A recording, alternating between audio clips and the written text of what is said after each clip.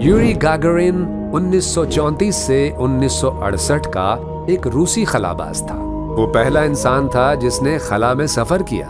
उसका ये सफर रूस के बनाए हुए पहले खलाई जहाज वॉस्टॉक 1 के जरिए हुआ था।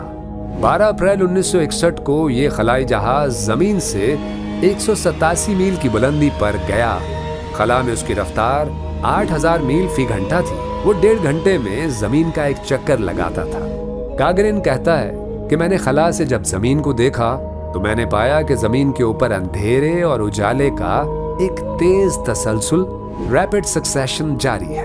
यानी जमीन की सतह पर अंधेरा और उजाला इस तरह आगे पीछे चल रहे हैं जैसे कि वो एक दूसरे के पीछे दौड़ रहे हों। अजीब बात है कि जमीन पर रात और दिन के बारे में ऐन यही ताबीर कुरान में मौजूद है जो इंसान के खलाई सफर से 1400 बरस पहले नाजिल हुआ था।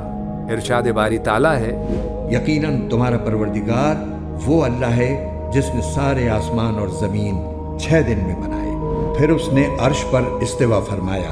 वो दिन को रात की चादर उड़ा देता है जो तेज रफ्तारी से चलती हुई उसको आ दबोचती है।